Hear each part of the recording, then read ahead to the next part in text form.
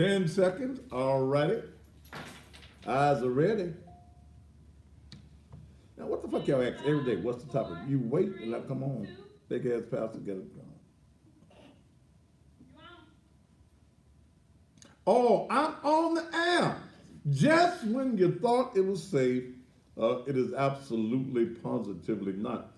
Good evening and welcome again to Steel, the most controversial television talk show anywhere in America, where we talk about the things that nobody else dares to even talk about. Tyler Perry need to call me. Dale, get in touch with Tyler, the people that you be my people, and so my people get in touch with his people, Okay. and because we need the Cussing Pastor TV show. I think it would be a landmark show. I think that it make him tons of money and me tons of money. Just having somebody on TV doing a talk show that's real, nationwide, that's real. You just say it like it is. Like last night, as we were leaving, I was talking about why women cut the titties off. Okay, when babies need the nutrients that's inside the titty, and that our society was much better off when women were breastfeeding before we started taking all of these chemicals into our body. And Nikki, Hiashan, they call me the cussing pastor and you don't like it, then let's exit you from the page. All right. Thank you so much. Um, and I'm gonna do this. I did this show once before where it talks about the ingredients that goes into Similac and things of that nature that chemists created Similac first for you lazy ass women. Second of all, it has to do with the depopulation of black people.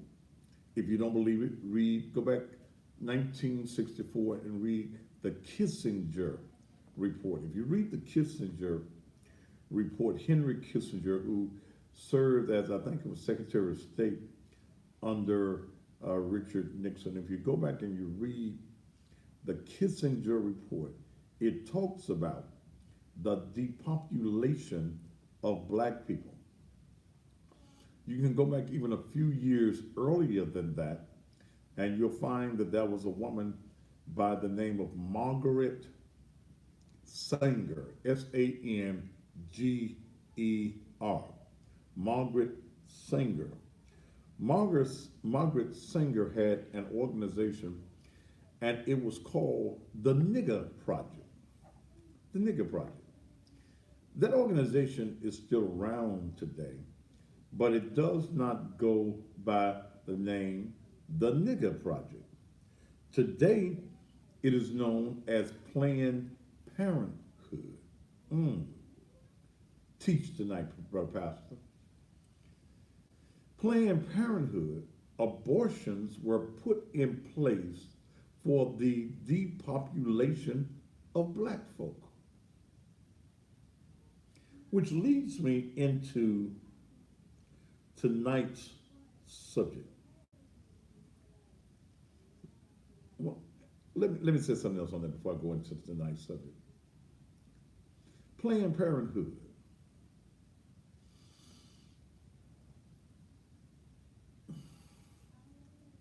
Y'all aborting babies, y'all killing babies when you can use contraceptives, you can use condoms, hell, you could just keep your damn legs closed.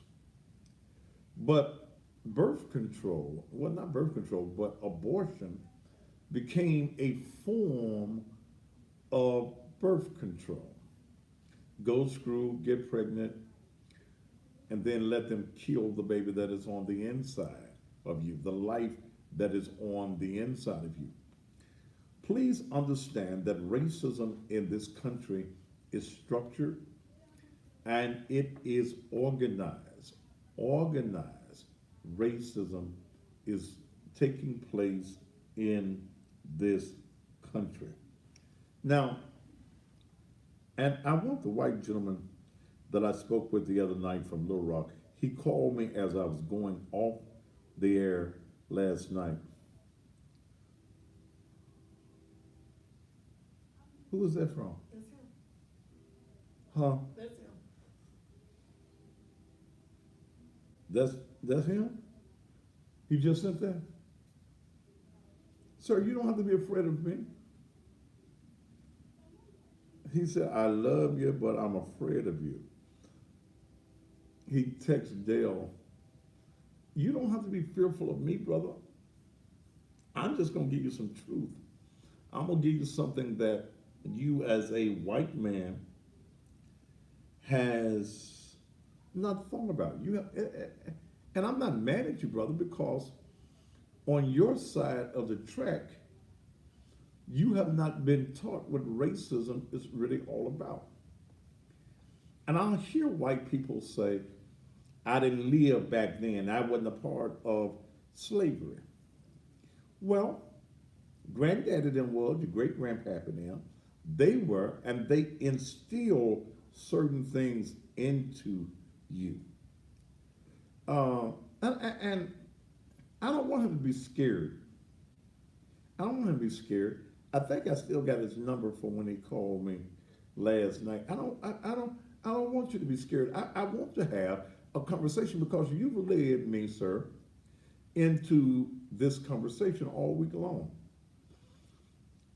Because you stated to me the other night, why can't we all come together? Love, color shouldn't make no difference. And in my aspect, and being a black man for 62, almost 63 years, you as a white man can never understand what it means to be black in America. You're not going to understand it. You're not going to understand, or you're not going to want to accept that the reason that America is called the richest land, the richest country in the world is because you had 400 years of free labor. So if you got a company and I got a company and you ain't got to pay your employees, I got to pay mine. We may be in the same business, but whose company is going to be richer? Yours, because you don't have the offset of having to pay for your help. You had 400 years of free labor. So this country is supposed to be rich. White people have been thieves. Y'all came over here Monday, Columbus Day. That's the damnedest lie in the world. But that's the reason that word his story, History, history, his story, your story, the white man's story. Y'all know damn well Columbus did not discover this land. The Indians, Cochise and all them, Sitting Bull, Red Bull, Red Bull, I can use one. Red Bull and all of them were already here. So you can't discover what's already here. In Africa, you didn't really steal us. Because if black folk are really honest about their history, you'll understand that the white man went to get us, and the reason that they were able to put us on ships is because they took trinkets to the chiefs and the leader of tribes. And those tribe leaders, because of the trinkets, allow us to be taken into slavery. The white man brought us over here on the good ship Jesus. That was the name of the first slave ship, Jesus. And we have been enslaved by the mindset of Jesus ever since. Damn, Thaddeus, you just irritated some folks, some black folk. You were already worshiping God in Africa. You may not have called him God. You may not have called him uh, Yahshua. You may not have called him Allah, but you worship God. Tell T, I can hear her out here. You were worshiping a God. You were working the supreme being. But in bringing the black man here, you indoctrinated us, you programmed us into a particular mindset. You gave us your God and took our names. Yeah, you did.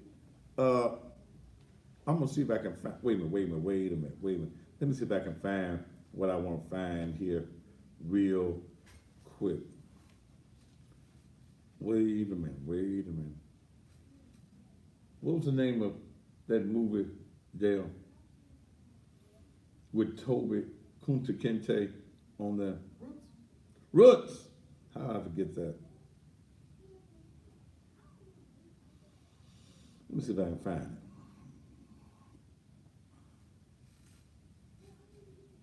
There's a part I want.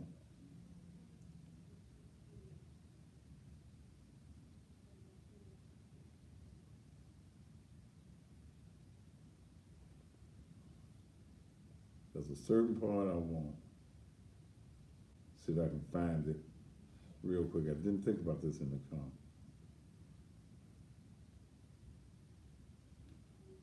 Y'all just hold a minute.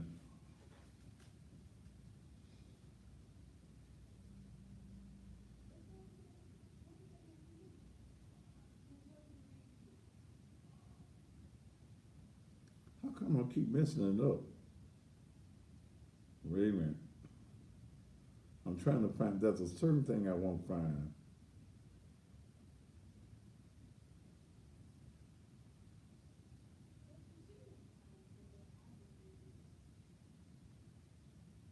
Let me see if I can find it real quick.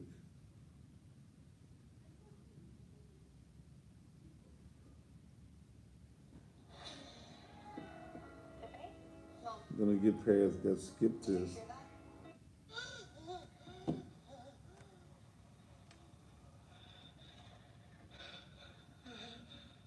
I want to hear you say your name. Your name is Toby. What's your name? Kunta.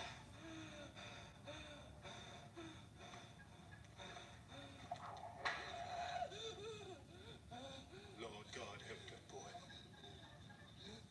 They're gonna put him dead. What's your name? Say it. Toby. Who are you? Say your name.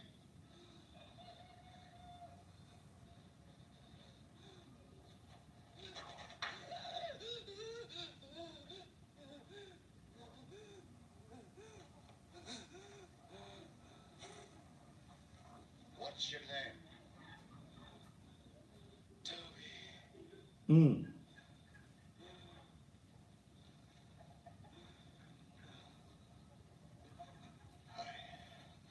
Say it again. Say it louder so we all can hear you. What's your name?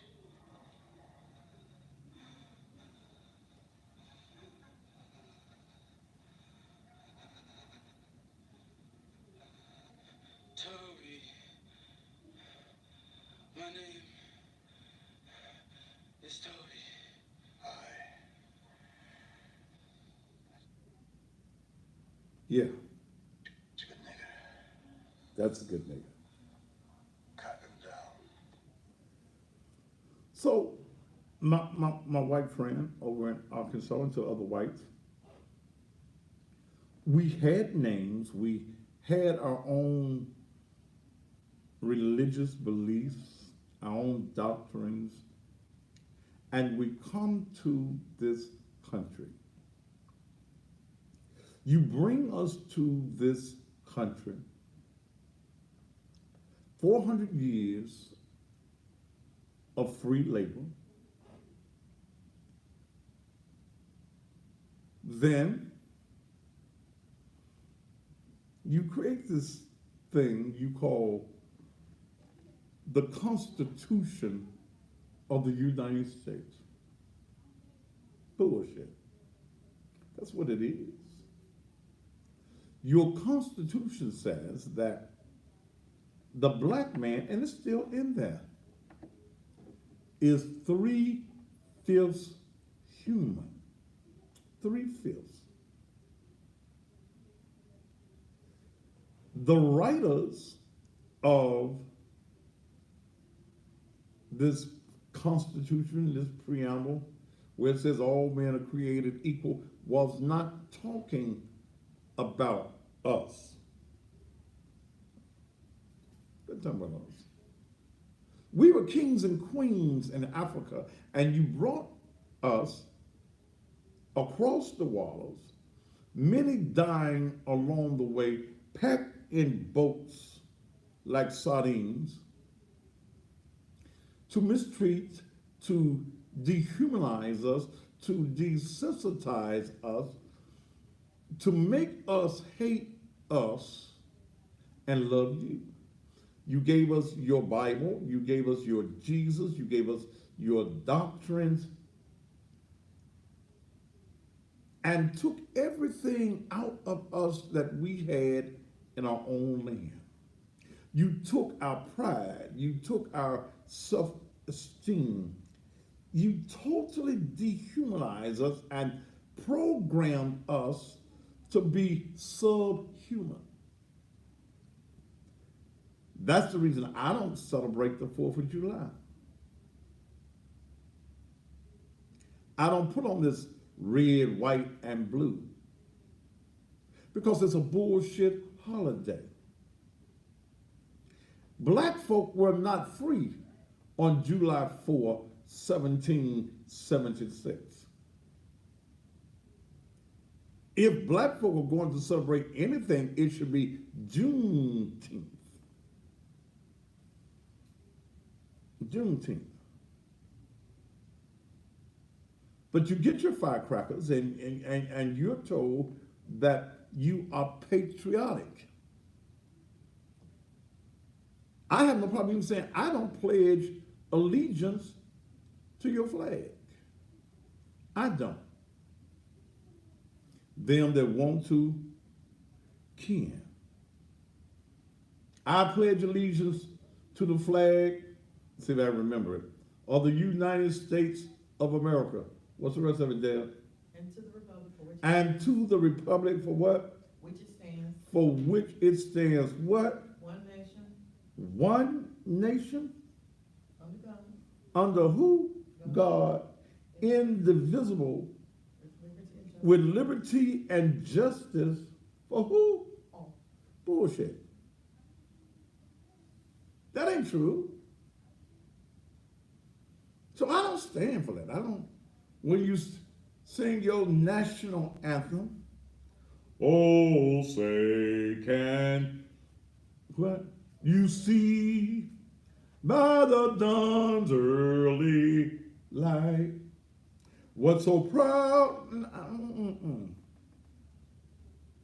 because all of it is bullshit. When we look at who the black man is in America, we have not been treated fair in this country.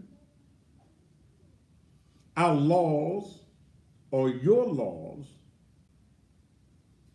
have not been enforced equally, where the black man and the white man, even in the judicial system, is treated free. The same, brother. A black man can go to prison for the rest of his life for selling a little marijuana, a little cocaine. But a white woman can go into a black man's house, kill him in his house, as a police officer, as a law enforcement officer, as one who is supposed to protect and serve, and does not even offer him no CPR, and go to prison for only 10 years. Thaddeus, are you saying that had the roles been reversed and a black man had went in and shot a white woman in cold blood with that lie, I'm in the wrong place, do you not think that he'd have got a hug from the judge? Hell no. Do you think he'd have got only 10 years? No, he'd have got death. Was it Texas? Lethal injection. The laws are not fair for the black man in this country. The white man in this country has programmed the scary Negro, and I'm scared of the scary Negro. That scary Negro is a dangerous creature. He's dangerous. You program the black man that is weak-minded and who has no sense of being free. You have programmed him not to trust each other, not to like each other, not to want to see the black man do good. You have programmed him to think that only a white man can be your deliverer. But I serve black folk. Notice this afternoon that your oppressor will never be your deliverer. Even biblically, when Pharaoh released the children of Israel after Moses had come on the scene and all the plagues have come on the scene, and they said, go down, Moses, way down in Egypt's land, and tell old Pharaoh to let my people go. When all of these plagues happened and he released them, they thought that Pharaoh now was the good man. He was going to let us go after all of these years, after 400 years of slavery. Pharaoh was going to let the people go. That even after they left, Pharaoh had a change of heart. I told you your oppressor will not be your deliverer. And Pharaoh got his army together and decided to go and get his slaves back.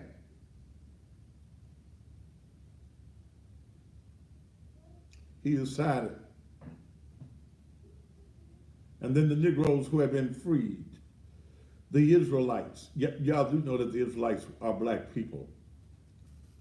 They heard Pharaoh's army coming.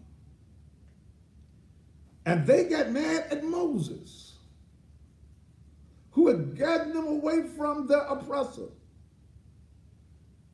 Moses, it would have been better to stay in bondage than to be killed out here by Pharaoh. See, the Negro ain't ready to fight for his freedom. You'll fight each other. You'll kill each other. You'll shoot each other down, but you're fearful to go against your oppressor.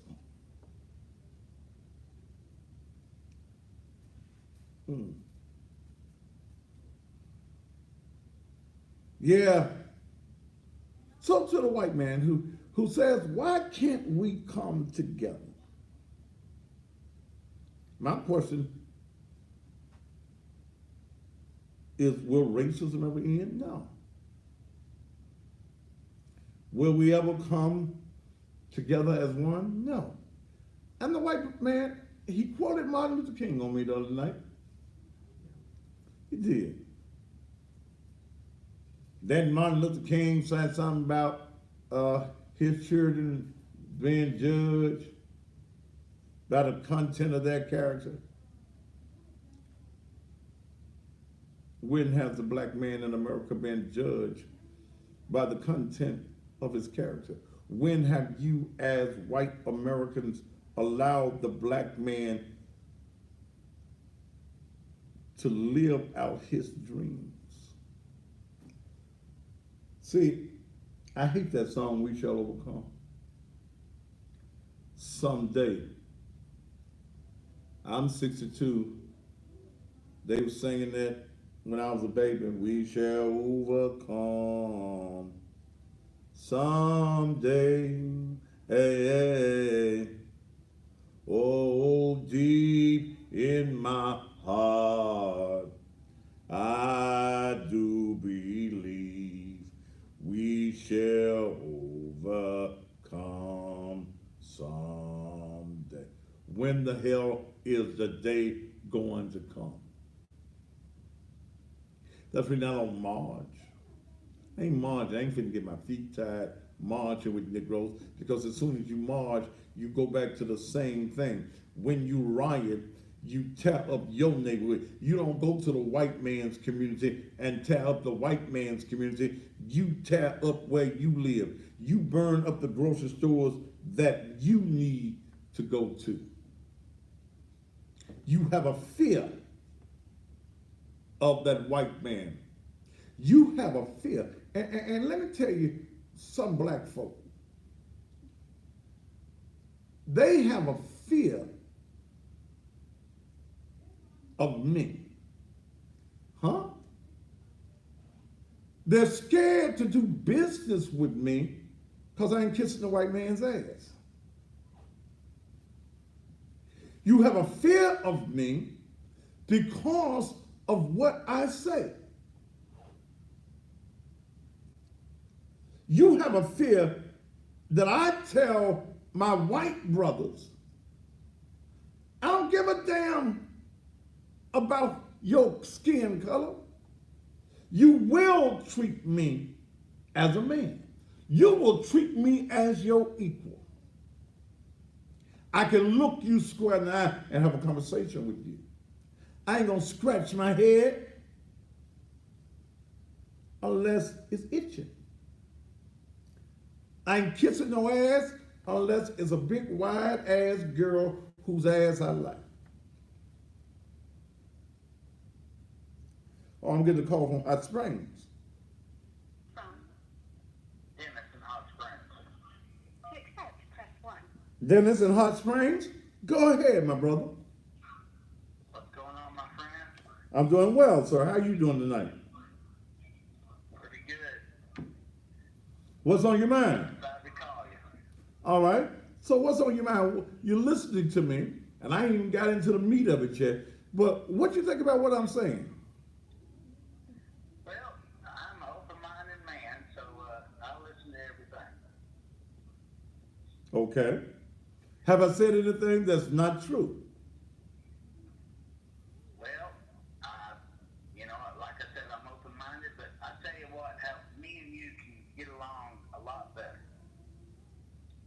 All right. How we gonna get along a whole lot better? All right. It's just me and you. We're going to start this right here. Okay. Instead of you referring to me as a white man and me referring to you, which I don't think I have yet, but as a black man, let's just talk to each other as men. What's your Forget the color. and your name Dennis? Yes, sir. Okay. We'll start right there, Dennis. All right. And maybe it will expand. It might expand to something else. And I've enjoyed watching your show Thank you. because it just gets me to thinking. Mhm. And Sure. But I don't know if you saw the picture I showed you in high school, but I graduated Hot Springs High School. Okay. And Yeah. that's where Bill Clinton graduated from. Okay. President Bill. Uh-huh. We call him Bill down here in Arkansas. He's still, we call him Bill too. But when you did the Roots deal, a while ago, I was in high school when that movie came, when that miniseries came out. Okay. And there was obviously not just in my high school, but in probably everywhere there was, conflict going on. Sure. And we had a few idiot white guys, and we had a few idiot black guys who wanted to escalate that. Okay. But I can tell you this with a fact: at my high school, our black brothers and my white sisters and black sisters and everything else at our high school had the tightest, coolest relationship that I could ever know of. Okay. We had a 20-year reunion. 20 years later, we had a reunion, and we ended up, quote unquote, the white guys, white kids. We ended up going to the black reunion area because that's where it was cool. Y'all had some good music. Y'all had some good music over on the black side. Mm-hmm. Shoot fire, because y'all had good music. Yeah, barbecue.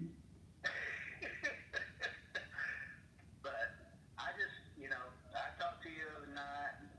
I'm not a conflict guy, but I enjoy your show, and there's no way in the world that I can,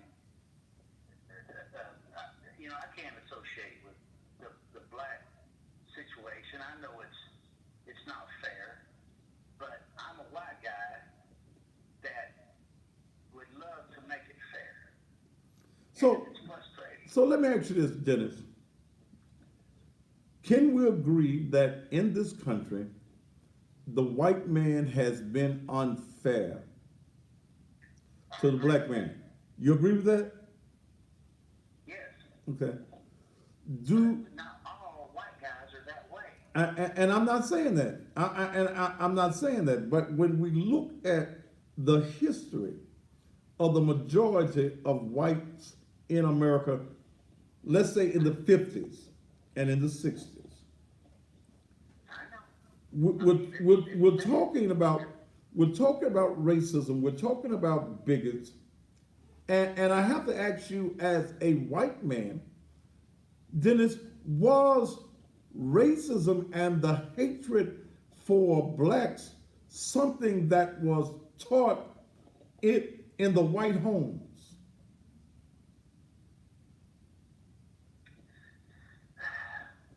Well, like I said, I was probably in a privileged area where I didn't have to deal with that kind of stuff. Them boys I played football with, my black brothers, they didn't have no transportation. So at football practice, I would take them to their houses up on the north side of Hot Springs. Loved every bit of that. Those are my black brothers. And so I'm probably different from maybe a lot of quote unquote white men out there. But I shouldn't say you, I say that as a euphemism, but my black brothers are equal to me. And I don't know how to fix it. I know that we got, unfortunately, high crime, and not only in Memphis, but Chicago. And it's black men killing black men. And I know that, again, the whites, it's not fair. But, man, it's sad. All right, you've admitted that white people have treated blacks unjustly. I can't blame you, quote unquote, for the black on black situation. But I do say, but let me finish this point, Dennis. I think that was a conditioning by whites for black people to hate each other. See, the thing, when we look at all of the black violence in this country, it comes from us not liking each other, us not loving each other, us not trusting each other, and the programming of slavery, the programming of segregation was a program where white is right and black is wrong. And if you can do what white folk are doing, you're gonna be all right. So we don't do business with each other. We have a sense of, I don't want to see nobody else black make it but me. But we'll run and we will accept anything that a white man says to us, and what a white man does to us, yassa, you shows or is or right. We will do that. So when we talk about races coming together, which is, and you started this whole thing this week of me even talking about racism. What does white America have to do to help clear and bring racism to a small end? Because we'll never do totally away with it. Human nature is what human nature is. But what does the white man, the white race, have to do in America to bring some trust into the whole picture? I agree with you, and it's a tough situation. But keep in mind, when there was Adam and Eve and Cain and Abel, Mm-hmm. there's 4 people on the earth, right? Mm-hmm. And one of them killed the other. Well, actually, I'm going to take you on a journey, Dennis. You do know that there were more than 4 people, right? Well, I'm just going again by Genesis. That's all I'm going by. Well, you know that Genesis is incomplete, right? Well, I'm open-minded. Okay. Can I take you somewhere? And I'm sure that you've only read the King James Version of the Bible, right? Right? The King James and the Living Bible, a couple of them here and there. Well, they're transliterations of the King James Version. Let me ask you a simple question. You give me a simple answer. Adam and Eve, Cain and Abel, right? That's what King James has for you, right? The King James Version.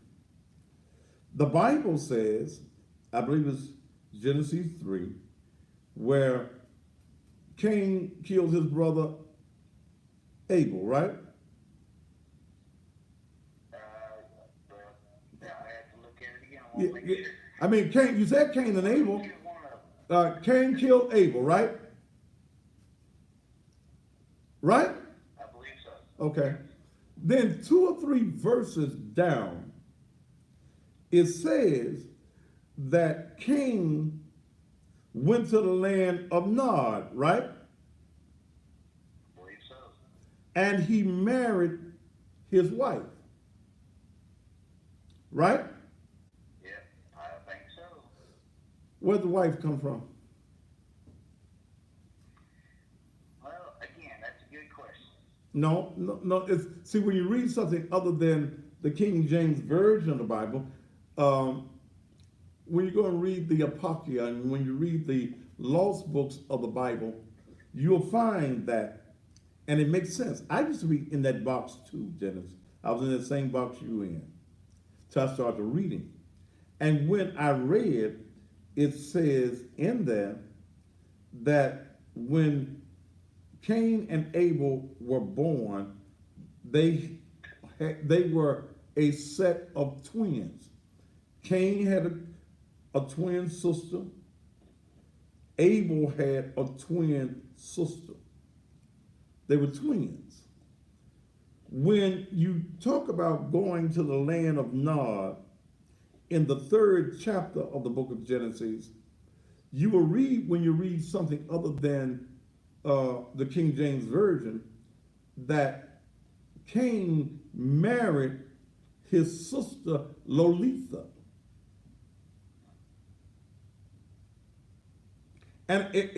And you can't argue the fact, because if you only had Cain and Abel, Adam and Eve, and Cain killed Abel, but in that same King James version, he went to the land of Nod and he married a wife. Had to be somebody else, right? Well, yeah, or if they had other kids, I don't know about all that. Well, see, that's when you have to get outside of the box with your reading and with your education of what is going on. Go get your copy of the Lost Books of the Bible and go to the chapters of Adam and Eve.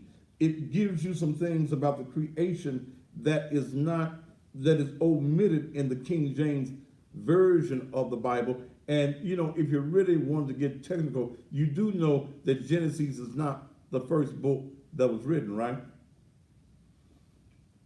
Not according to the Bible, but I'm listening. Well, I mean, no. You understand, you got the King James version of the Bible. I'm gonna ask you something else. If you believe that Genesis is the first book of the Bible, who was around to write it?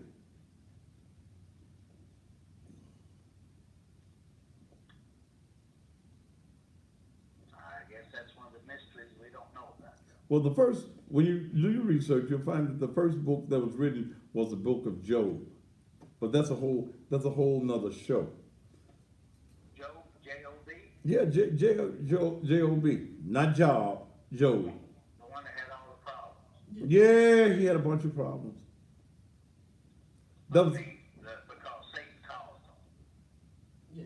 yeah, Because him and God made a bet. yeah, him and God made a bet. Now, but let's get, and I need to take a commercial break. But let's say this. And I'm gonna take a commercial break. Can you stay with me for a minute? No, I'm gonna watch you. Well, all right, then let me ask you this then. What can white folk do? What are white folk going to do? If you say we all need to come together and unify and be hunky-dory, I got to share my barbecue with you, my Bud Light with you. What you drink, Dennis? First thing we need to do is what I told you when we first started talking. Is what? You can call me Dennis or Brother Dennis, and I'm gonna call you Brother Thaddeus, and we're not gonna call me a white man anymore or you a black man anymore. But I am a black man. Then it doesn't bother me because see, I am a black man, and guess what? You still a white man, and I'm not insulting you when and at least I'm not attempting to insult you when I called you, but I didn't know your name until then. So until then, you were Mr. White Man because you're a white man. That shouldn't bother you because you're white. You cut my skin, and you cut your skin, we still bleed red. Yeah, I did a lot of that at the funeral home. Yeah, it's all red, but we are a different people. And I'll tell you something else real fast. I know you got to go to a commercial, but I think I hope I don't know if I'm wrong or right, but I think you lost a son. Yes, I lost a son 2 years ago. I lost a son too. So not only are we Pittsburgh Steelers fans, we both have lost a son. You're not supposed to bury your children. How did you lose your son? Unfortunately, I lost him from the opioid Okay. situation. He was making $70,000 a year, sitting in an office in Texas, Uh-huh. and got hooked on pain pills, and then somebody introduced him to heroin. Okay. And had no wife, no kids, had it going on, and a perfect son, but made a bad decision. Well, my son was killed by a drunk driver. I think I saw that. Yeah. Bless your heart. Yeah, he was killed by a drunk driver. And you know, my condolences for you and your family, especially when we deal with this drug situation. And let me tell you something, I have no respect for the drug dealer, whether the drug dealer is a white man or a black man. I have no respect for that. I have no respect for the peddling of death in anyone's community. Unfortunately now it's the pharmaceuticals. Yeah, that's what they call it. But I'm gonna say this, Dennis, and I got to let you go.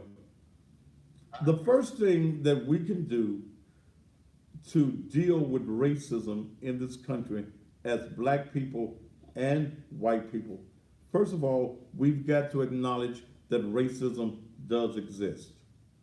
Okay? Yeah. We can't hide behind the fact that I wasn't a part of it. I wasn't way back there. Neither was I. You know, the only thing cotton I like is some good cotton draws, but I ain't going to pick none. Okay? There are certain things, I would have probably been one of them slaves they hung from a tree because I would have been vocal. My nature, my spirit, that spirit that dwells within me is not one of fear, but boldness. And you can't be free until the spirit of boldness takes you over. Will either of us live long enough for the elimination of racism? I doubt it. I doubt that we will. Can we start by respecting each other and understanding that our cultures are different? Our beliefs may be different, but what we really need to do is respect each other.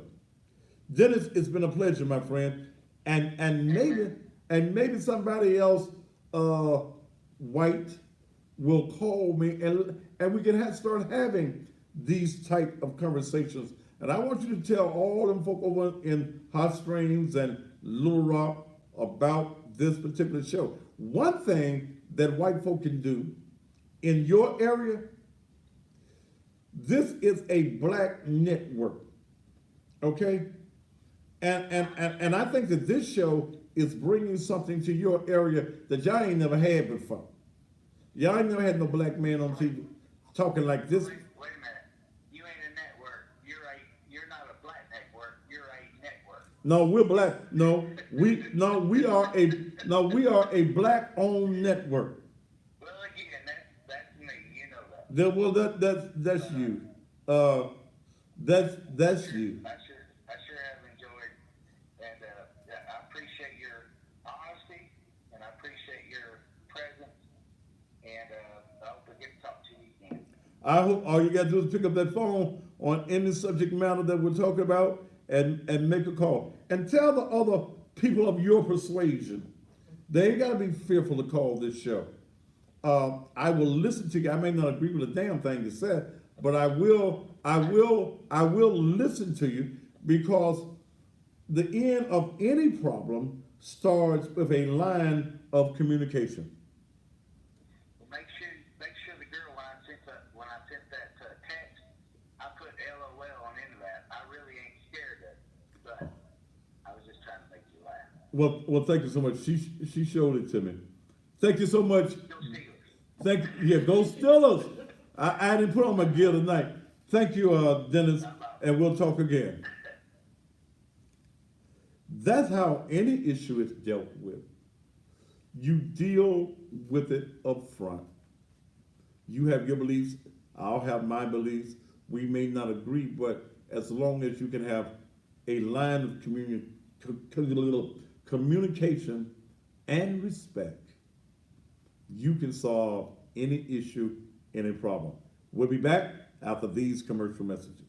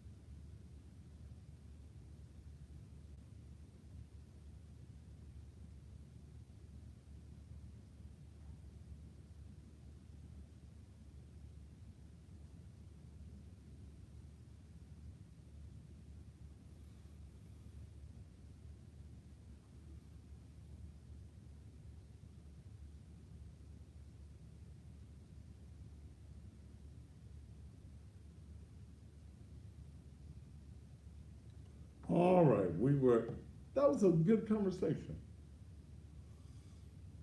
Miss Deborah can come off her pins and needles now.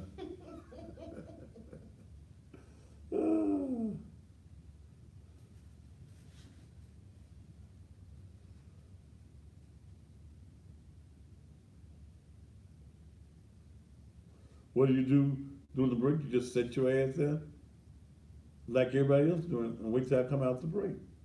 That's what you do.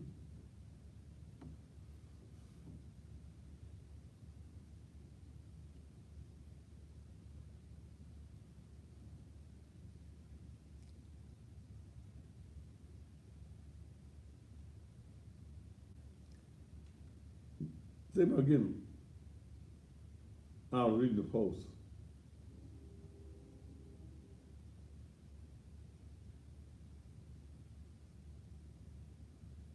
Let me do these comments.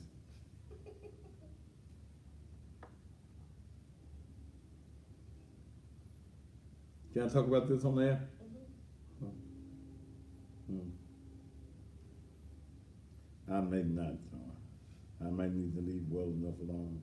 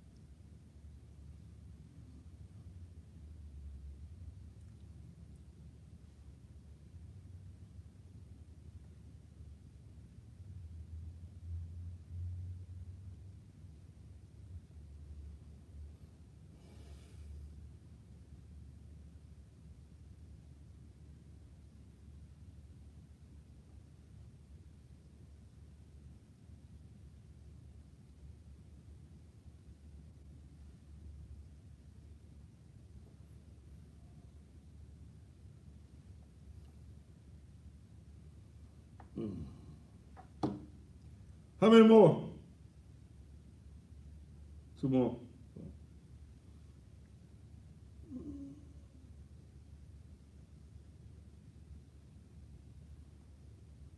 What are you talking about, Latanya?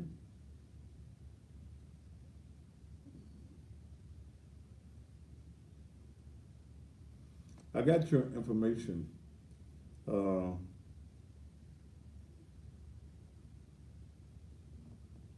I'm gonna go through all of it tomorrow in the office. Had a busy day.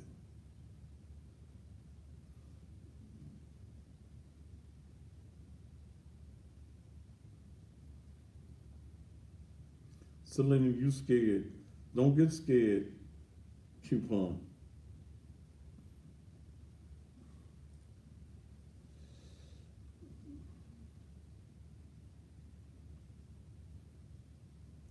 What about it, Nanny?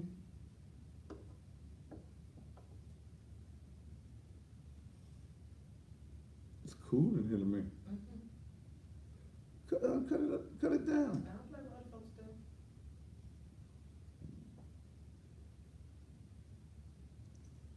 stuff. Coupon, I like threesomes. So come on.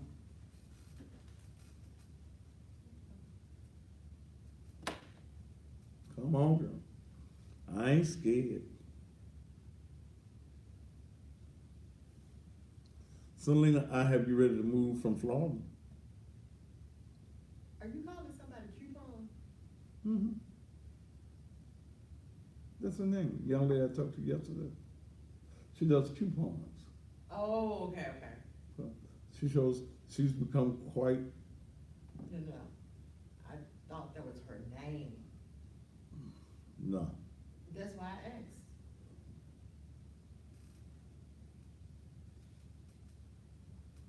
Come on, Coupon Diva.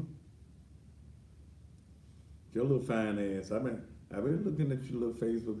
You be on there with them little suits and stuff on. I got a song I play in the morning on the radio called Tongue Bath. No showers, baby, baths. Is this the last one?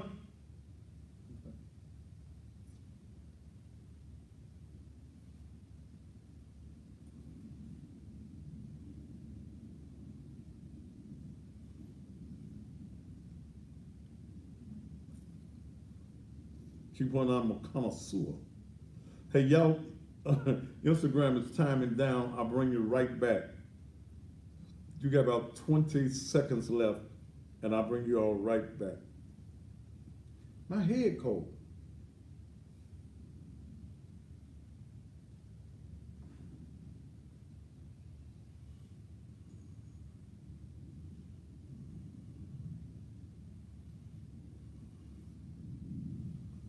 Your head ain't cold?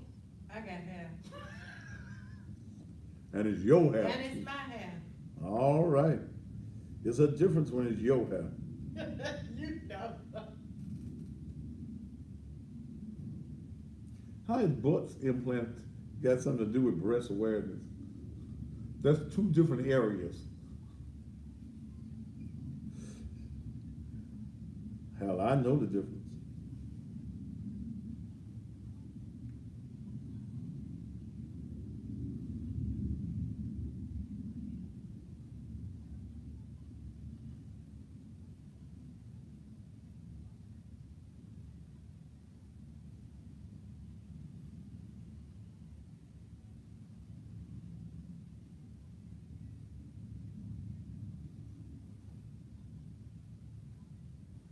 The preacher's card in your yard. All right. I'm glad y'all like that. Preacher's card. I was singing it today while we was packing. See, they listen to your blues show? No, I have an organist. Wake up. Well, goodbye, motherfucker. You going to sleep right off the page.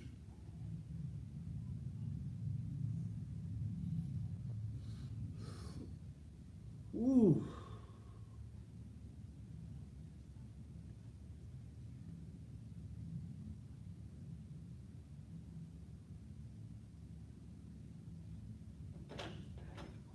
Can y'all cut that ad down some? My head cold. In 5, 4, 3, 2. And welcome back to the Thaddeus Matthews Show. Glad to have each and every one of you here. Let me announce the passing of a gentleman who died today, a Memphis pastor that I've known and respected for quite a while. And that's Pastor Melvin Rogers. Pastor Melvin Rogers, pastor of the New Bethel Baptist Church, passed away earlier today. Melvin Rogers is also the father of Memphis singer Chick Rogers. But Pastor Melvin Rogers did pass away on today. Great gentleman. Melvin and I never had no falling out. In fact, Melvin would stand up for me in a lot of instances. So may his soul eternally rest in peace. And my condolences go out to Chick Rogers, her sister Melinda Rogers, also to their mother. Great preacher and a great singer. Pastor Melvin Rogers passed away earlier today, and that's a homegoing ceremony that I must make sure that I attend. Also want to thank Mary, Catherine, Corrine, Monica, and my show no standby, Brother James Hunter, for coming out today and putting the groceries together. We're going to be passing out to 200 separate families on Saturday from 10 until 12. We've packed your groceries, okay? We have packed the groceries. I'm just a nigga. No, you just a nigga off my page. Okay? So I don't think you need anybody to do anything tomorrow, right? No, we're good for tomorrow. It's good for tomorrow. But Saturday morning, those of you who would like to volunteer, please feel free. We will only be passing out the food to those who have the vouchers already. And it's the first 200 that arrive. First come, first serve. That's Saturday morning. And that's from 10 on till 12. All right? So we'll be looking forward to seeing you there. I'm going to get my boys mentoring started back second Saturday in November. All of those men who came out and said what they were going to do, they done all died off. Wasn't something that I didn't expect, because I hear what people are going to do. And, you know, if I'm not in the room, sometimes the brothers ain't gonna do what they needed to do. So Brother Hunter and I will just do it. I have put it into the hands of another young man, and hell, he ain't been to church in over a month. So, but the week goes on. I'm not mad at anybody. I've learned to deal with that which I have to deal with. And the boys' mentoring class was my idea to sit down and deal with young men. And I want those young men and their parents to know second Saturday in November, I will be back doing it myself.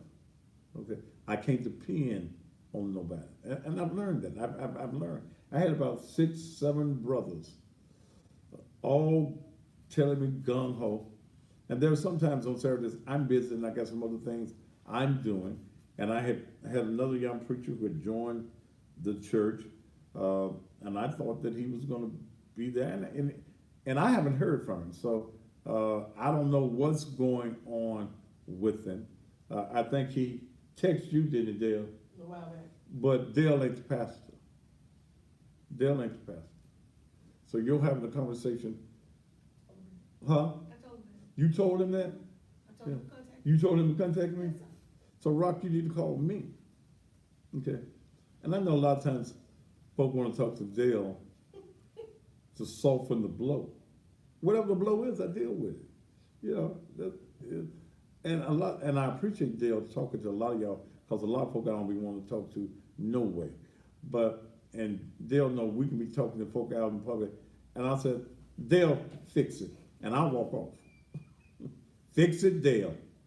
Dale even got a t-shirt now that says, Fix it, Dale. And a website. Huh? And a website. And a website. DP Enterprises.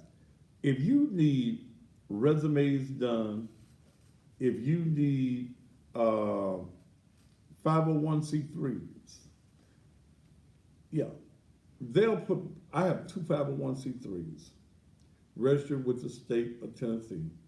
They'll put both of those together. Dale handles all my business. Okay, all my business.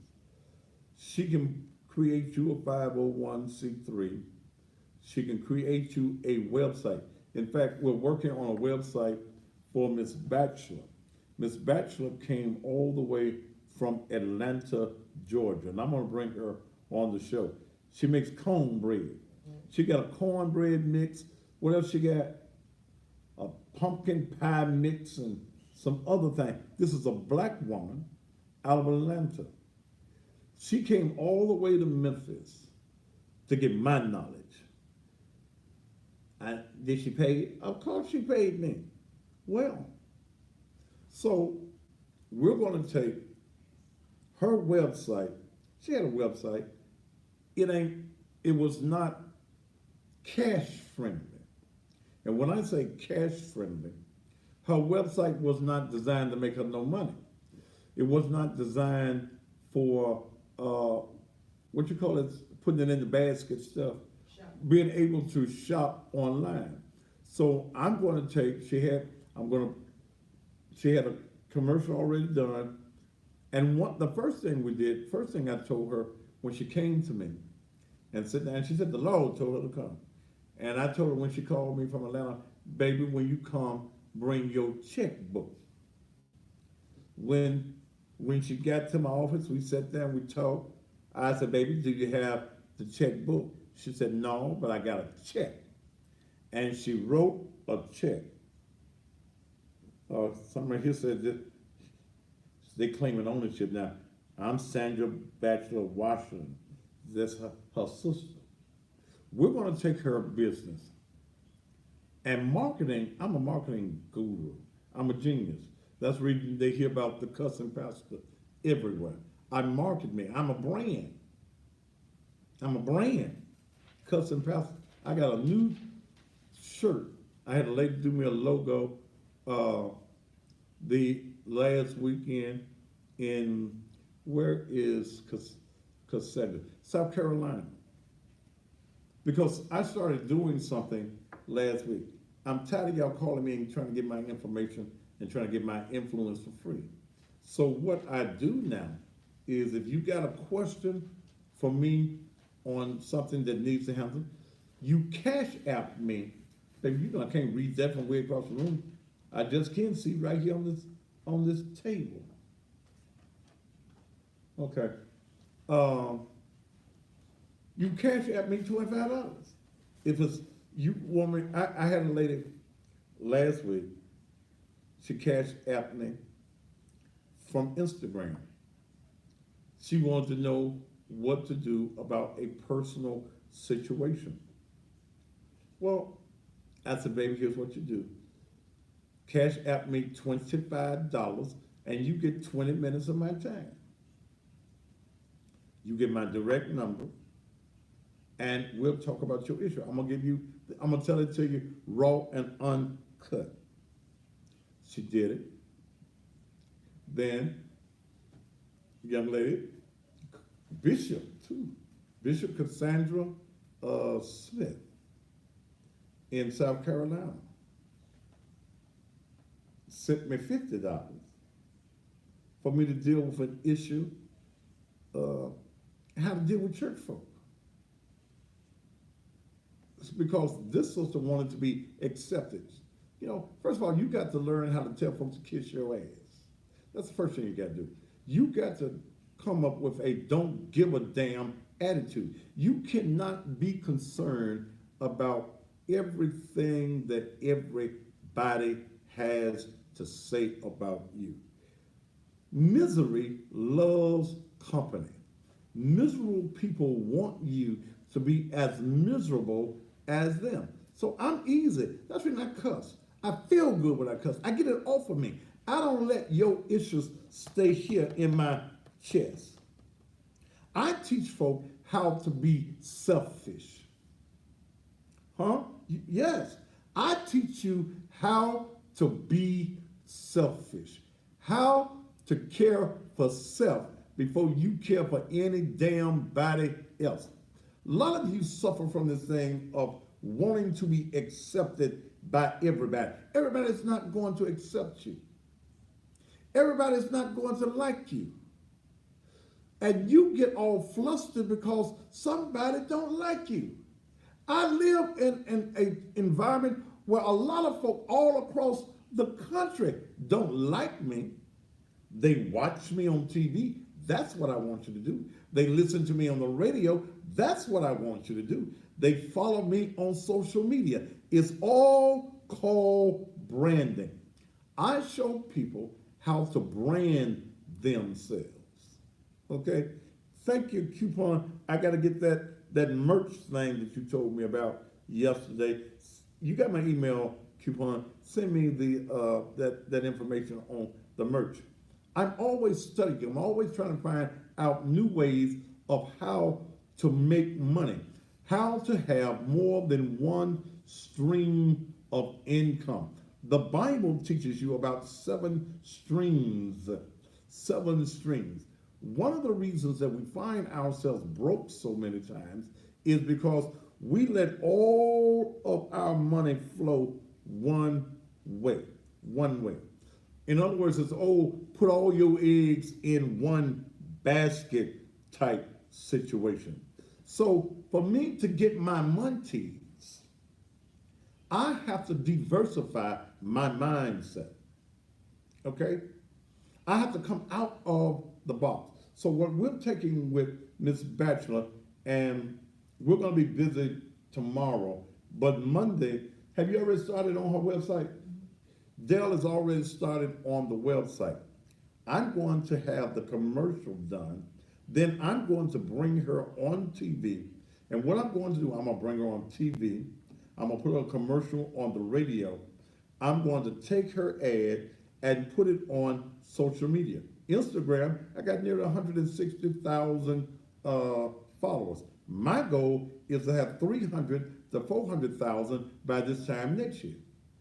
Okay, just by marketing and branding who the cussing pastor happens to be. Go get me one of them T-shirts that with the logo on. I got my logo on Saturday, and I went over to John at D2G today, and he put me a couple of T-shirts together with the cussing pastor logo. I got a new cussing pastor logo. I've already put it on a shirt, and if it becomes demandable, I'm going to market it. I'm getting ready to go back because, see, understand marketing. You go where your audience happens to be. My audience that listens to me in the morning playing the blues is going to be 95% women. I'm going to play the stuff that women like. We call it grown folk blues. I'm going to talk to them intimately on the air. Okay?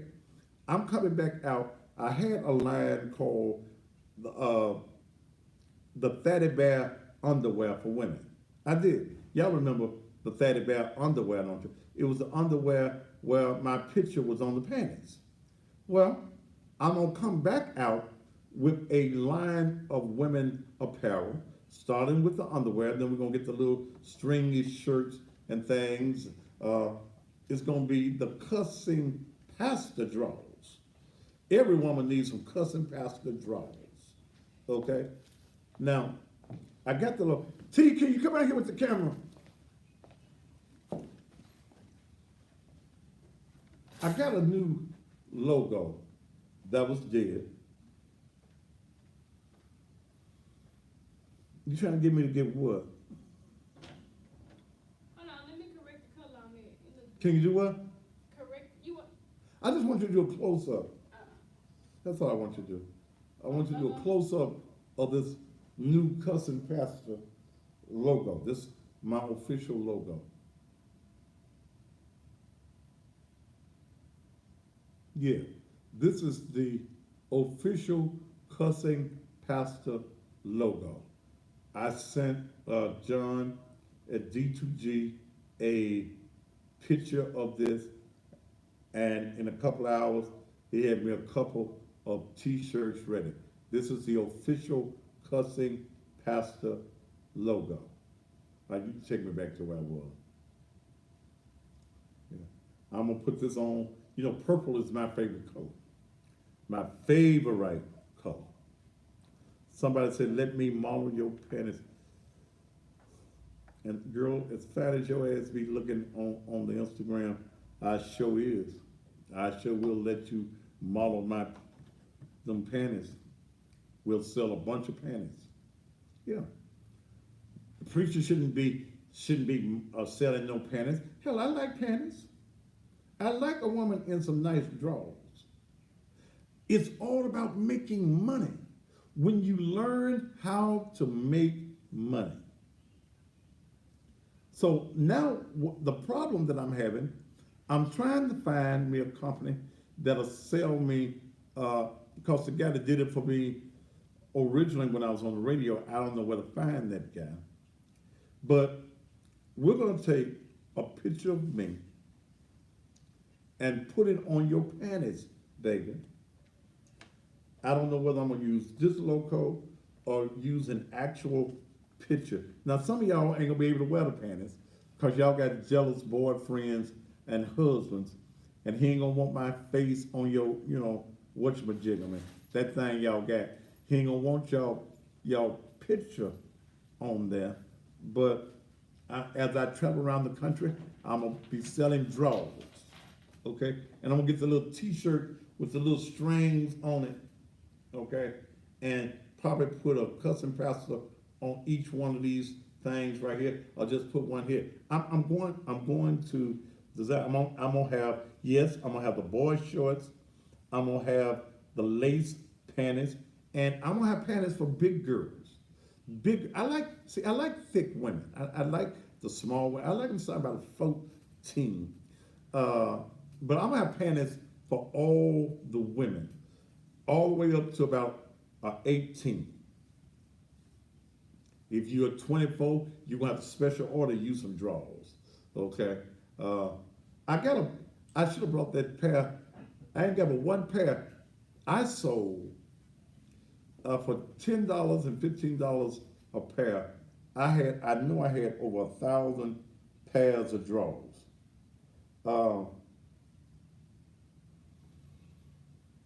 I sold them down. I'm down to one last pair of pink with white polka dot drawers. What size are those there? A 24. Okay, it's a size 24. It's a girl out there that needs, and if you a size 24, it's the last pair I got, I'll donate them drawers to you. I'll give you, if you a size 24, it's got my picture on the, down yonder. On the, what's the word? Crotch. Yeah, on the crotch or crouch? Crotch. On the crotch. R-O-T-C-H. Yeah, my face is on the crotch. And if you're a size 24, I'll give you the drawers. Cause I know it's probably hard for when you're 24 to get some drawers, ain't it? Huh? I don't know. I didn't say you knew. I'm saying, but it's probably hard. Okay, probably, they probably have to get a sheet or something of it. 24 about this wide, ain't them drawers about this wide? They big. They big.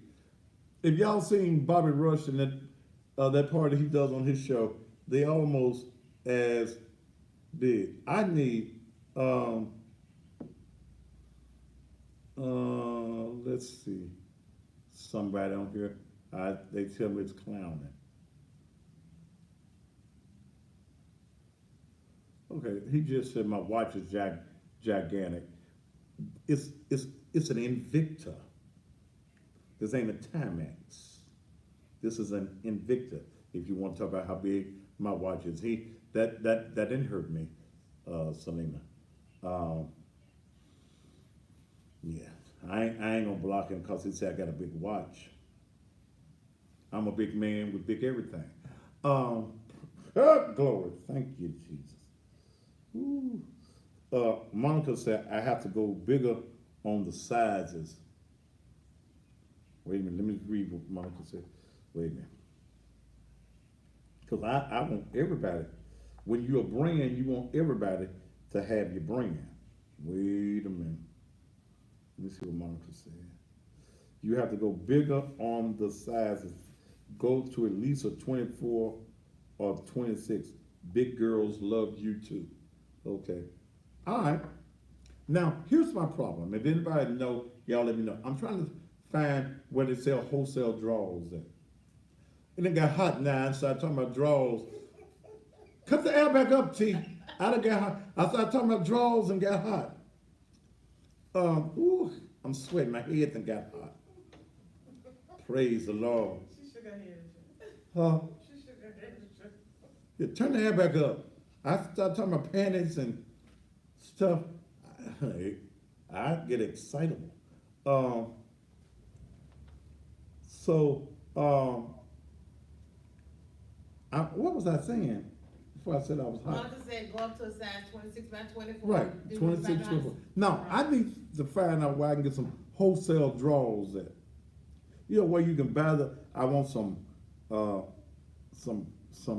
boy shorts,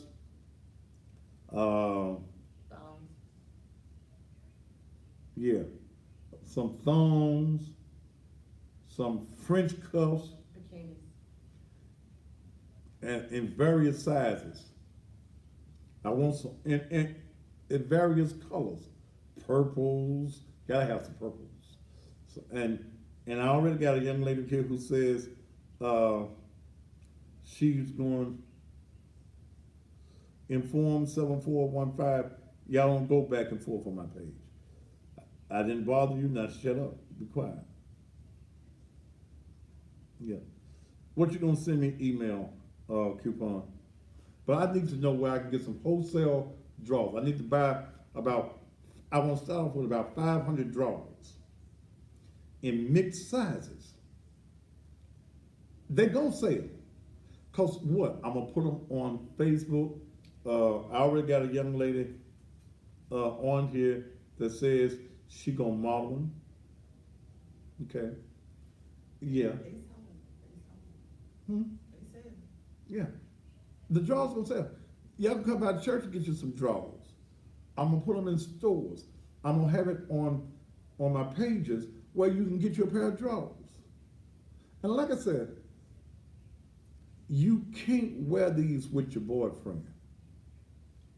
No, cause y'all don't want to get intimate, and you take off your pants, and then the man got to look down there and see my face on your, who that? That's the cussing pastor. What the cussing pastor doing with his face? It's just a novelty, brother. Don't get Jay. Huh? What you said there? It's just a novelty. My face ain't been there for real. Your problem would be, brother, if my face was there for real, because if my face was there for real, she wouldn't even want you at the damn house. Now, I'm just telling you like it is. So I do things to market myself. And what I'm teaching you and what I'm telling you is we've got to learn to create our own wealth. Somebody said get some crouchless panties. Well, where am I put my face at?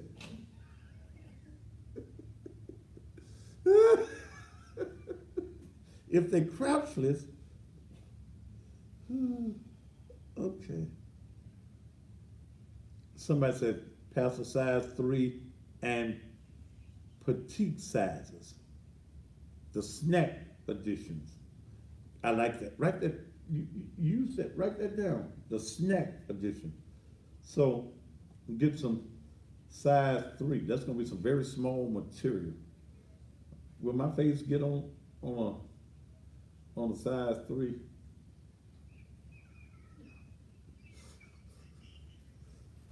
Hush, Dale. I saw you. What you said? Nothing but my lips. Yeah. You know I got an answer for that, right? You know I got an answer for that, right? That's all they really want there anyway. Huh? Shabba-dabba-doo. Huh? Ba-ba-ba-ba-ba-ba-ba-ba. Shat-ta-ta-ta-ta-ta-ta-ta. But it's all about marketing. Let me go back to Miss Batchelor.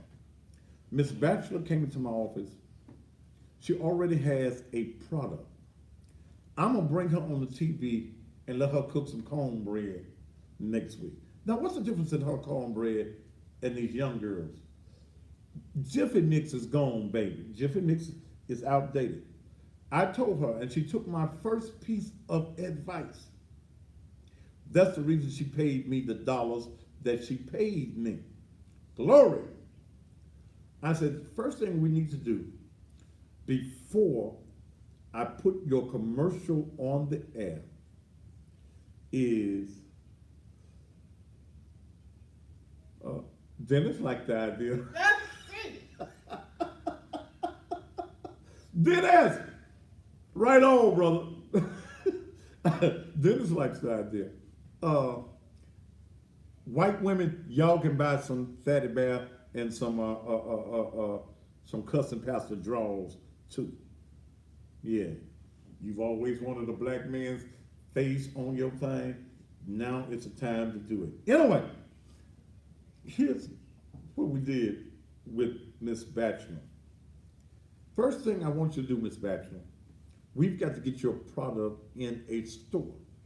I ain't talking about these little mom and pop on the corner stores. If we're going to make money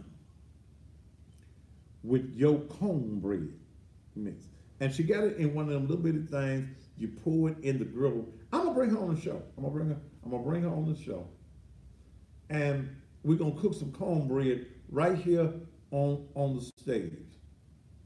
She had pumpkin pie too, right? And pie mix. What we're going to do, I told her, here's the first thing that we're going to do. Get in the store. So she's got in Whole Foods, right? And she's got in where? Walmart. Which one of the Walmart. Walmarts? Austin P and Memphis Arlington.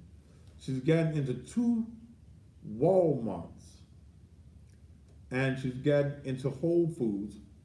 What we're also going to do is hire 1 or 2 girls, not them young girls, because all y'all know is that damn Jiffy mix. I didn't know cornbread came in a box till I was about 17, 18 years old, because I came from people that made cornbread in the little thing where you stir it up and pour it in the skillet. We're gonna do them demonstrations that they do in the store. Okay? So I put together a whole marketing plan for her. Didn't charge her what I could have charged her. I made it affordable, so when I need some more money, she is going to be willing to come to the table. That's what you got to understand. You don't always get all the money up front. Sometimes you got to make some money as you go. So we're going to have her website done by when, Dale? By Monday? Dale is developing, we're taking what she has and adding some things to the website so that when I bring her on the air, I'm gonna play her commercials for 2 or 3 days. I'm gonna work on the commercial. It's already a good commercial. I just got to add the locations where they can be where the product can be purchased here in Memphis on the end of the commercial. It's all about marketing, ladies and gentlemen.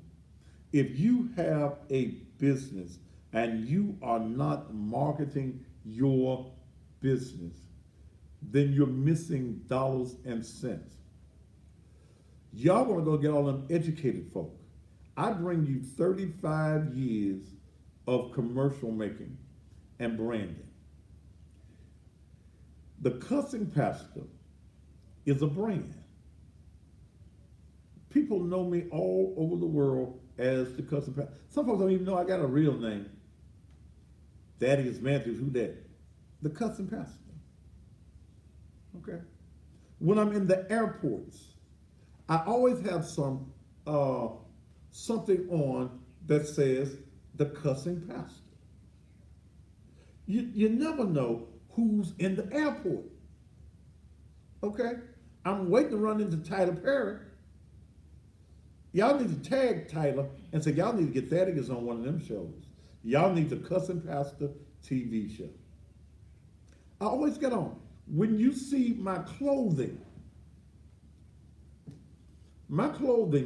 all my suits, on my vest, have 1 or 2 things on.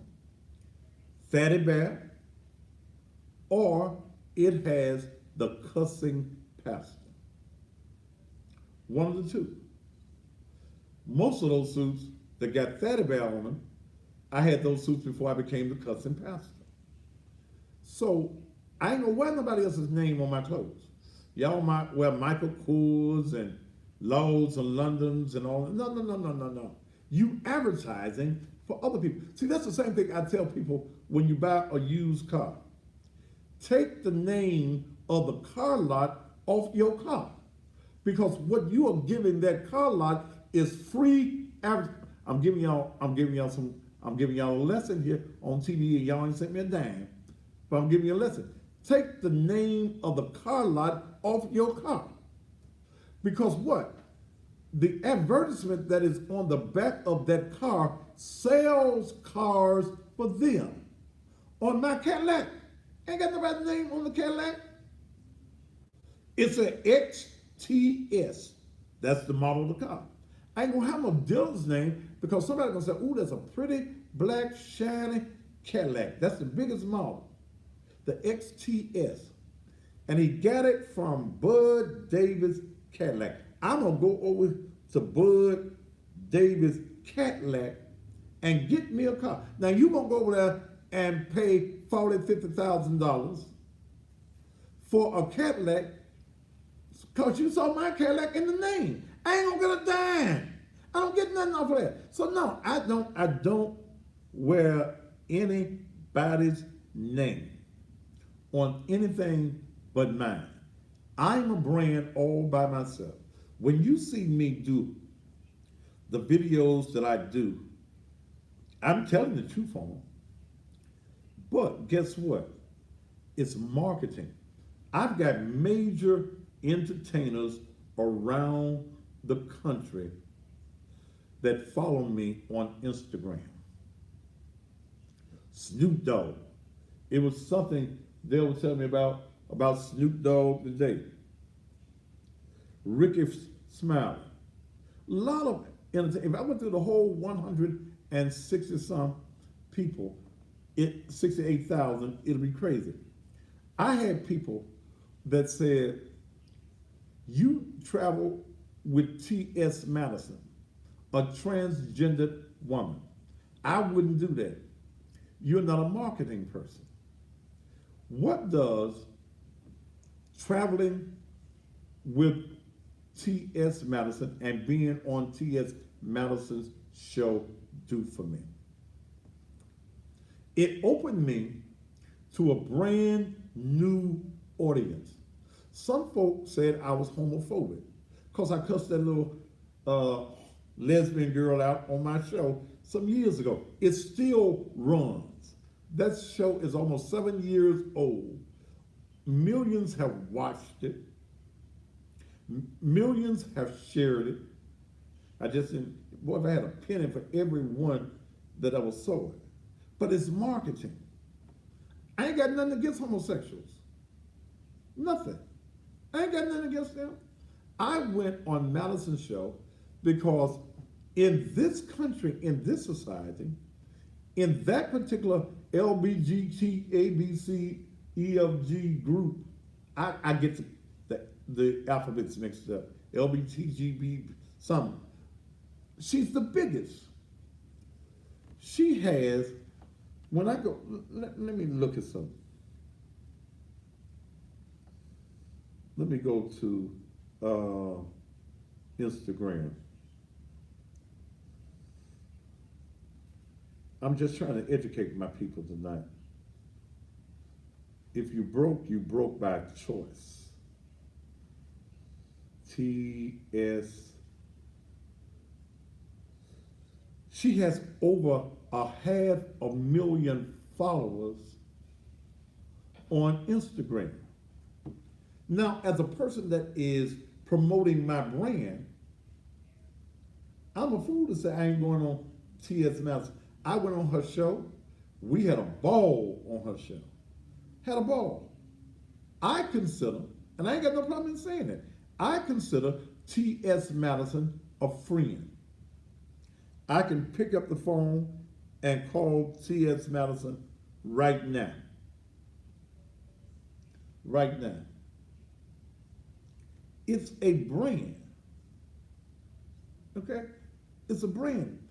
Being on her show, I picked up 10,000 more followers in a few days just by being on her show. Now, what is followers to me? Followers is potential dollars. Facebook, and I get kicked off of Facebook at least every 2 months, sometimes every 2 or 3 weeks. They put me off for 30 days. I'll be back on Sunday. I've been off 29. My 30 days will be up. But here's why I create controversy. Controversy sells.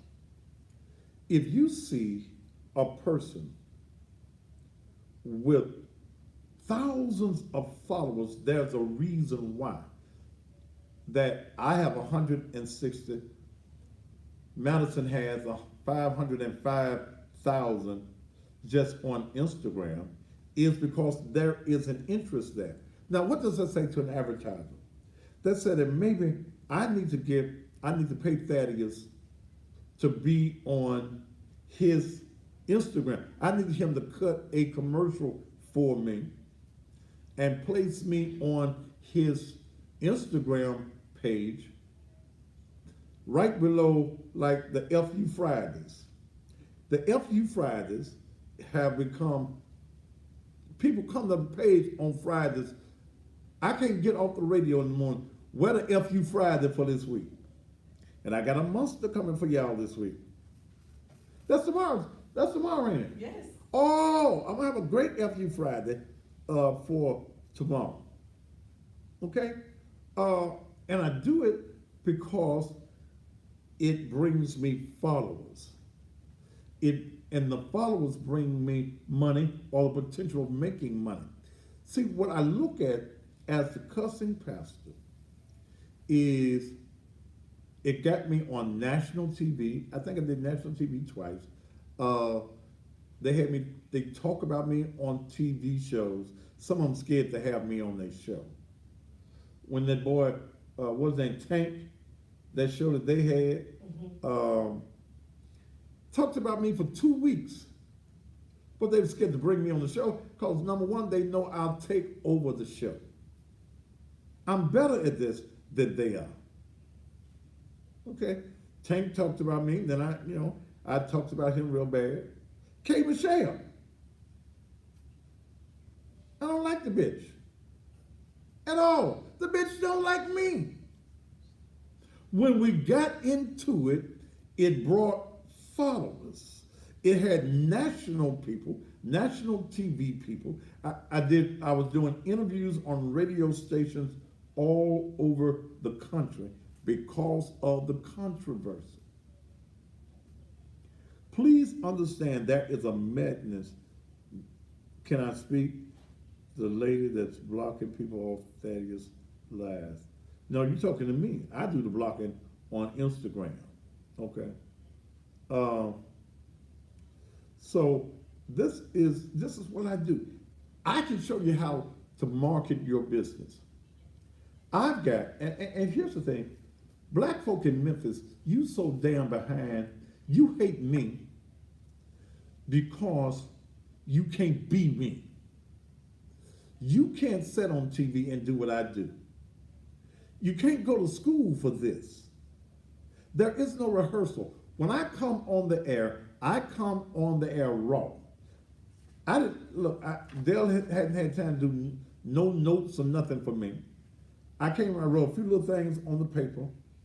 I dealt with Dennis at the beginning of the show. Then I said, okay, that's okay. Let me go here. Okay, you don't go to school for this. When I'm talking about these poo-put ass politicians, ain't no notes. I just know you're a poo-put ass Negro. You ain't doo-doo. You ain't what the little bird left on the fence. You ain't a rat turd. So I'm able to do what I do because I'm blunt, I'm bold, and this is what I do. I do this. When I play them blues in the morning, ain't nobody in Memphis can play no blues like I play them. I don't give a damn who you are. You can't do what I do in the morning because God gave me a gift that you can't do a damn thing with. And the word says, good God Almighty, that your gift will make room for you. In other words, your gift can make you money. It'll make you money. It'll take you around the world. It'll put you on airplanes. It'll put you in 4 to 5-star hotel. And that's all I go in. You can't put me in no hotel out of town where you go to the front, where you go to the little door with the key and the room on the outside. No, I got to catch the elevator. I got to be able to get on the elevator and go up some on the elevator. You ain't gonna put me in one of them hotels where you walk up some steps and a door right here on the outside. No. If you can't afford me, and I tell folks, if you can't afford to bring me, don't call me. Don't call me. I'm not high, but I do what I do. So, Miss Batchelor, we're going to take her business to new heights. Okay, we're going to sell some cornbread and some pumpkin pie. We're going to get her right. We're going to get her going before Thanksgiving, because y'all know y'all got to make. Don't they put cornbread in the dressing, don't they? Do what now? She has a dressing flavored cornbread. Show you. She got a dressing flavored cornbread. Yeah. She got a dressing flavored cornbread. We're gonna bring her on the show probably within the next couple of weeks. Let's take a commercial break, then we'll be back. I'm about out of time anyway.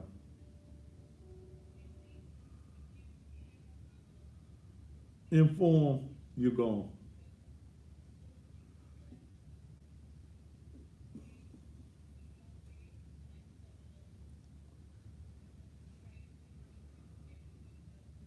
There's a motel? Okay. Then let me stay at the hotel. Where the hoes at. Oh my God. The real hole. Now, don't take me to the broke hoes place.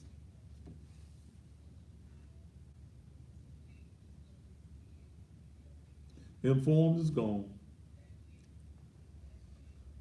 I need to wet my tongue. My tongue dry. I hate a dry tongue.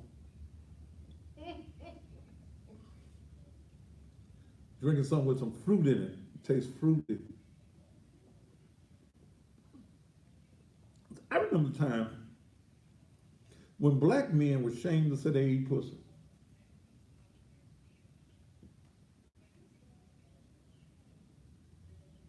What's that for? Her equals. Okay.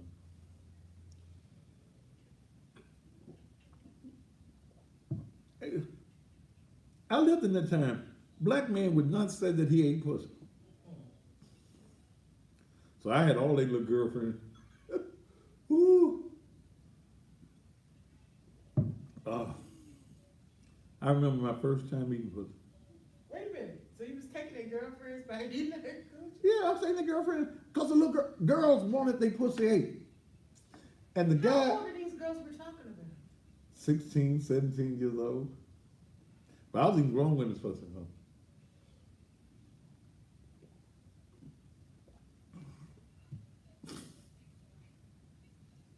Yes. Mm-hmm. I think the first time I ate some pussy, I was about 14, 15 years old. I forget I'm on the goddamn screen now. Ooh. Ooh.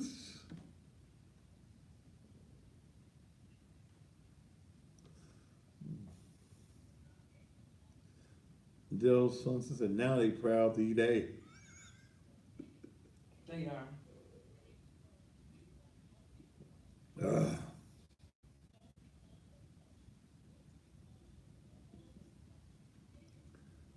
Ain't nothing wrong with eating ass if it's a No.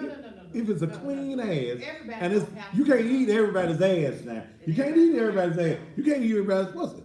You can't eat everybody's cooking. Sure can't eat everybody's cooking. So And I think if you're cooking nasty, your pussy is too. Damn. Yeah. Before you want somebody to eat your pussy, y'all better let them eat your greens, beans, and butter beans. These folks don't even know how to make greens, beans, butter beans. I ain't ashamed I eat pussy. Oh.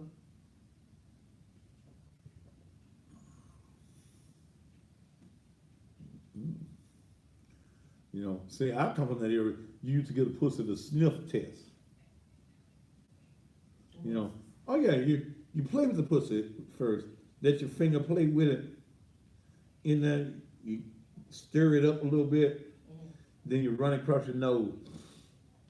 And if you got a whiff of something that was irregular, you knew that was a pussy you didn't need to eat and fuck you.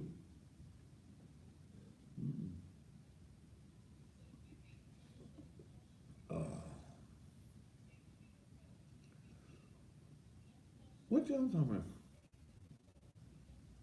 What was on the news?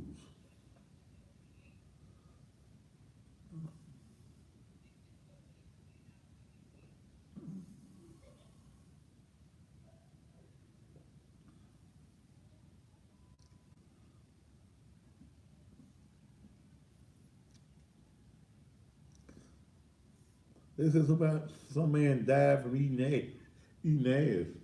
Damn. So you gotta bathe that ass before you eat it now.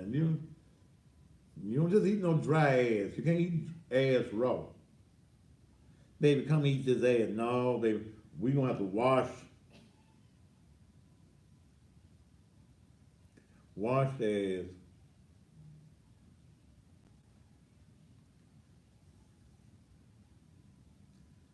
Stick the rag up in it.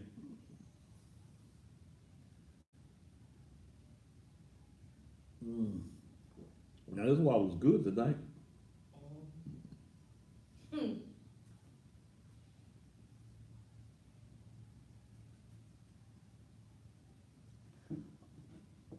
Nicole's will be tomorrow night.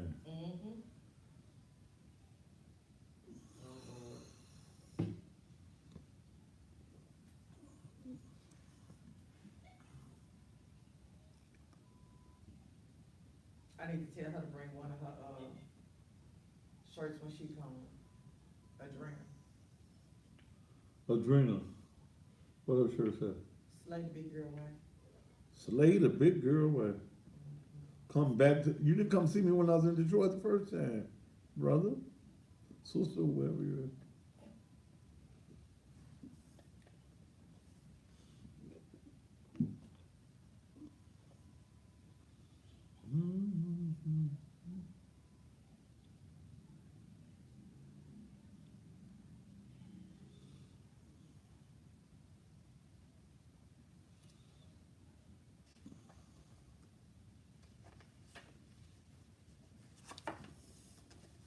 Y'all gotta know the pussy that you eat.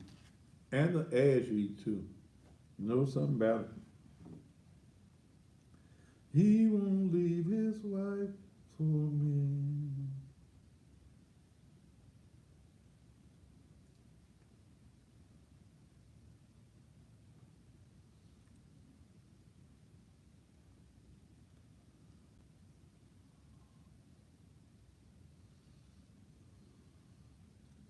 How many minutes I got left?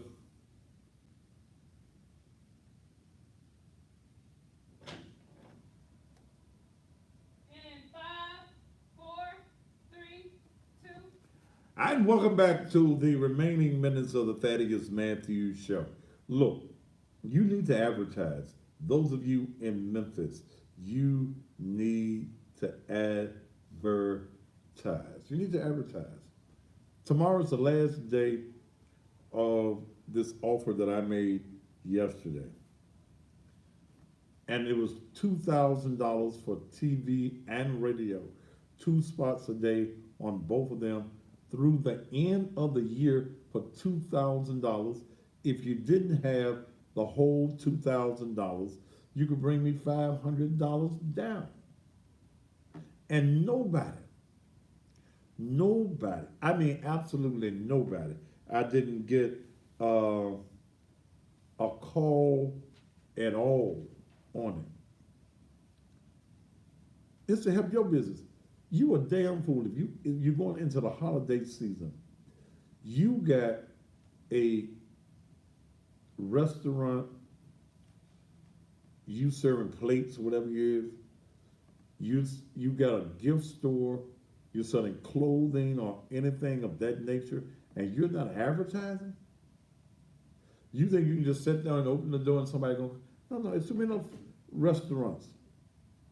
But you need me to come in and make a commercial for you. When I was doing M&K's, M&K was able to open 3 stores off of the advertising on this show. Now he's trying to do what I did for him, but he can't. He can't do what I did for him. He can't do it. Plus, you got to spend some money to get the number of commercials that you can't do it with one commercial. You can't do it sometimes with advertising 1 month. It's according to what your product is. I got to get our Bernard's. Remind me to call her tomorrow. We got to get that commercial on. That commercial on our Bernard, where the dead man jumped up out the casket, went viral. A local funeral home, because of that commercial, it got them on TV around the country. Because of me creating that commercial, where the man, that ain't even in there no more, is it, T? Where the dead man jumped out of the casket. You need to get a commercial. Call me at 231-9239. Tomorrow is the last day for that. I'm not going to do it. I'm not going to create any more specials for you because y'all don't appreciate me in Memphis. I could go to other parts of the country and be wealthy by now. If I was in California doing what I do here, if I was in Atlanta doing what I do, DC, the Carolinas, but y'all get so used to me in Memphis that hell, I can feed the hungry. They'll show everybody in Memphis feeding the hungry on the news but me. I don't care. I do it because people are hungry. But you need to advertise. You can't make no money if you ain't willing to spend money. And I'm gonna tell you, y'all can't make it on Facebook advertising. Y'all ain't got but 10 friends. And you think, and them 10 friends, ain't but one of those friends gonna even think about advertising from you because the rest of the 9, they jealous of you. Look, here's what I'm gonna do. I'll do a social media thing for you. I'll create you a commercial, put you on social media, on Instagram, Facebook, for $500 for a month. Now, ain't no down payment with that. You gotta have the whole 5. I'll put you just on social media, create you a commercial on that.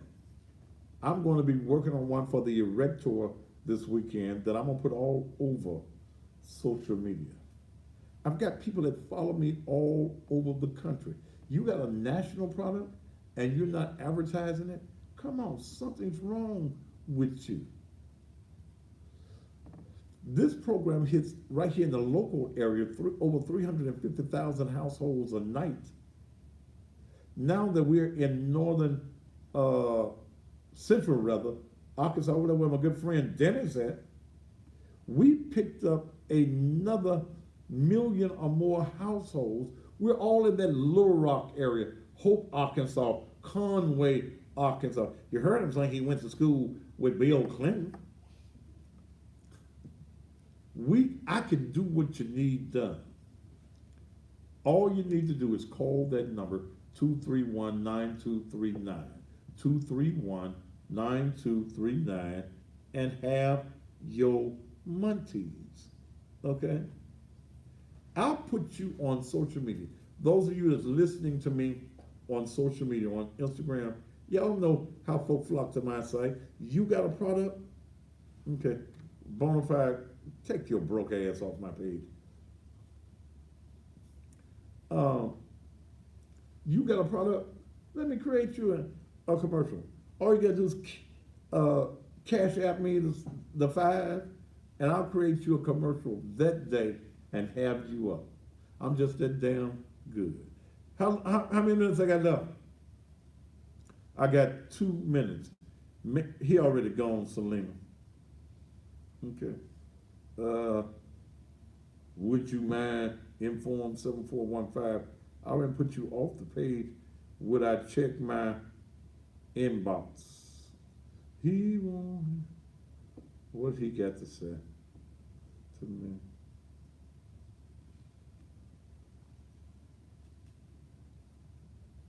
Ooh. Let's see what he has to say. You blocked me from your live. I don't know why. I complimented you twice and asked how often you go live so I don't miss them. In fact, that's how I frankly, I wasn't disrespectful to your followers either. Nina, a woman by the name of Nina, tried to engage with negativity and I declined, stated that she was an elder, so I apologize. This is a brand new page, bro. All right. It's about time for me to go. Is it time for me to go? I wish I could stay and give y'all some more. Tune me in the morning, 6 a.m. 1600 WMQM. Look for me to get greater soon. Not later, but greater real soon. Until tomorrow morning at 6 a.m. and tomorrow evening, where I'm going to be dealing with cheaters. How women sometimes lead their men to cheat. Okay? How men sometimes lead their women to cheat. I'm going to have Nicole Claiborne. We got into a discussion the other week, and Nicole is going to be here tomorrow night, and we're going to talk about cheaters. Why cheaters cheat? Is there ever a reason to cheat? Would you cheat? If your man ain't making good love to you, would you go and get you some somewhere else? We'll talk about it tomorrow here on the Thaddeus Matthews Show. Until then, top of the evening to you.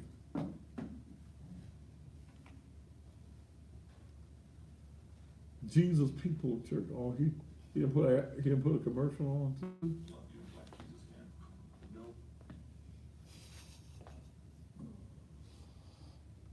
That ain't his church. That is the church on Hickory Ridge.